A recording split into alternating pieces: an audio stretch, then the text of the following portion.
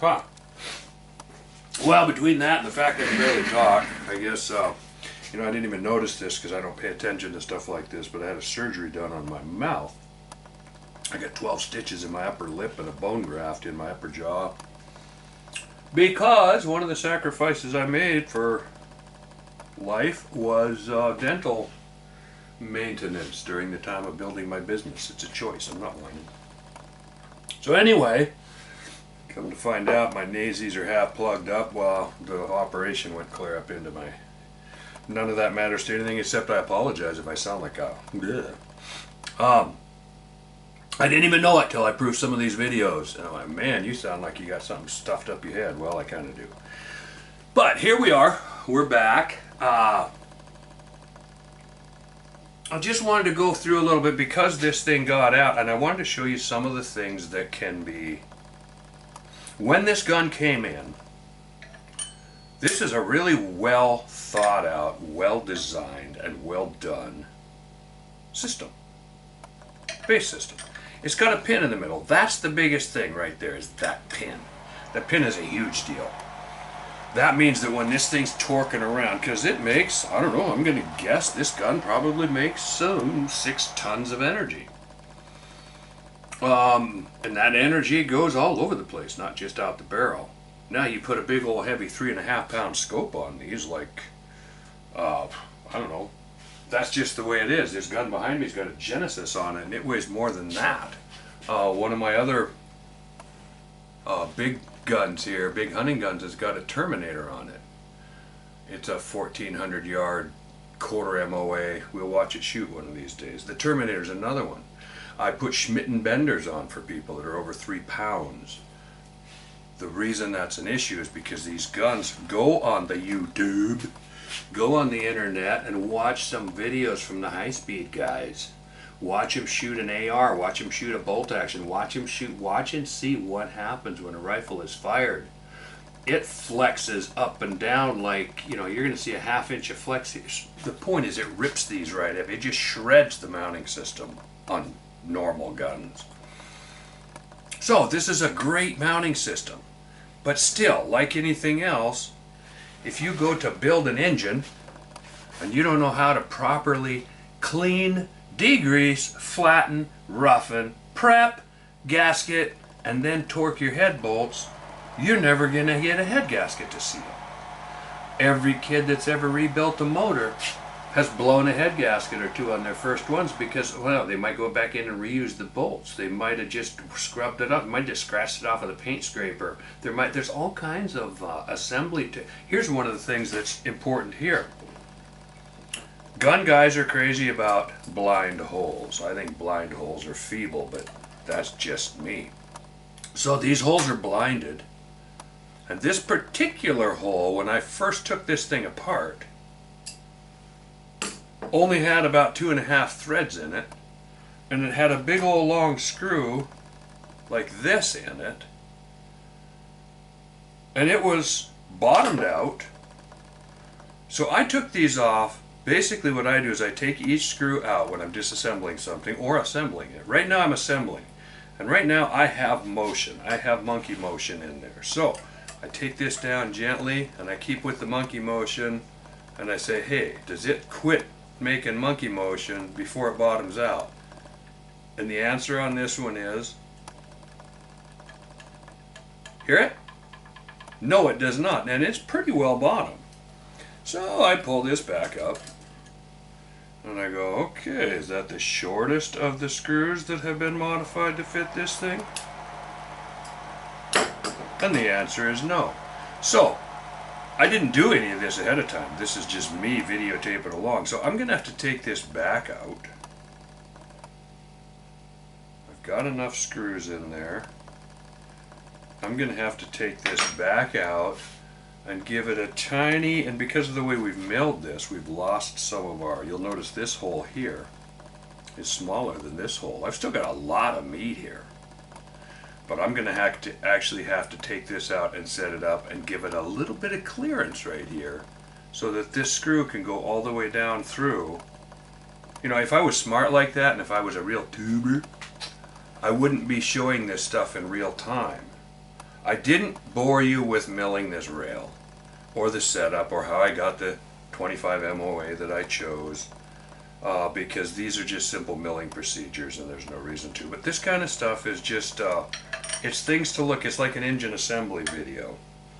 So, this is going to be done in little short bursts. The last one was 5 minutes before my phone rang, because I'm working, as per usual, and sounding kind of funky. So where I've been at so far on this, all I've done, I'm going to pick up some of this stuff, because I hate to have stuff where I can bump it.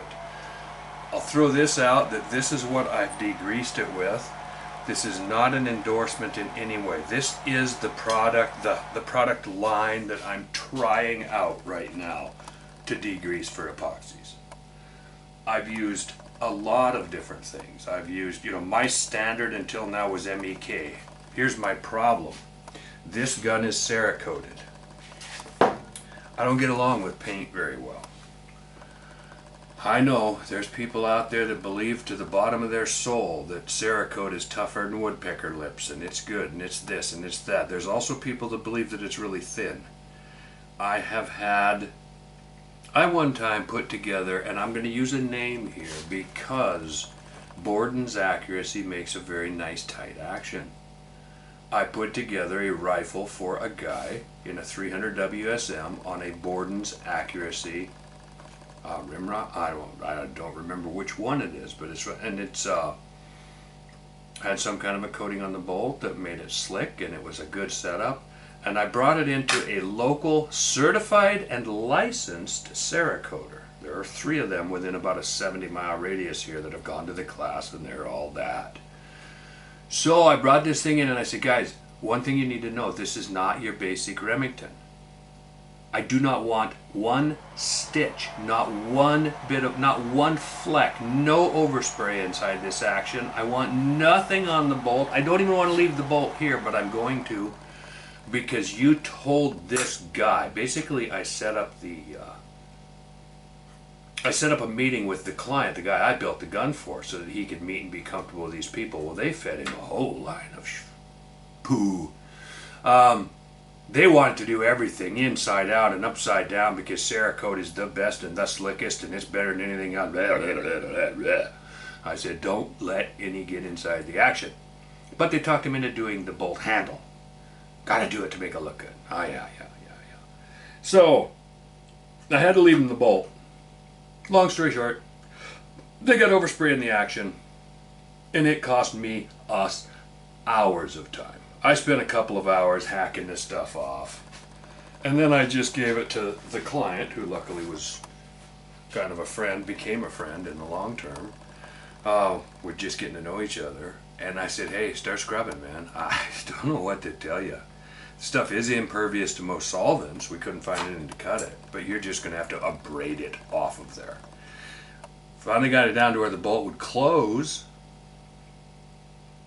but let's just say I'm not a big fan. I've got a box of Cerakote down here right behind me. I do this stuff. A good friend of mine has got a big Cerakoting oven, state of the art, built it from a conglomeration of plans around the internet. Again, to go back to the YouTube thing, he took 3 or 4 different people's top of the line Cerakoting facilities, and he put together one of his own, and it's great. And Cerakote is really cool stuff. But this action is Cerakoted, and I am not convinced that it's good Cerakote. Cerakote's paint. And one of the things that I'm fighting against, I fight this in my business every day, all day at work. A large segment of the population just believes that everybody is equal. They really don't believe that, but they want to so badly that they will hire a contractor or a gun builder purely on price, or because they can all do the same thing. Or there are people on, I won't name internet forums right now, but it's pretty easy to find, and there are people all over the internet forums out there blabbing away that they can build a gun as good as any bench rest guy. Bullshit. BS. Time to pull out the BS flag. That's just not true. So, and bench rest guys vary, but generally if you've got a guy who can build a bench rest gun, he can put together any gun, and he avoids crap like this. But I'm just putting this away. I just want to throw it up and say, hey, this is what I'm trying now. MEK has been one of my standards in the past. Soaking apart an MEK overnight. All the common degreasers. This is just what I'm trying. So just because I have it here and because that's what I degrease this and this with, don't take anything from it. Just putting stuff away here. But I am going to take this out in the cold and give it just a tiny relief around the top here. Then we'll come back, check it again, see if we can get her nailed down.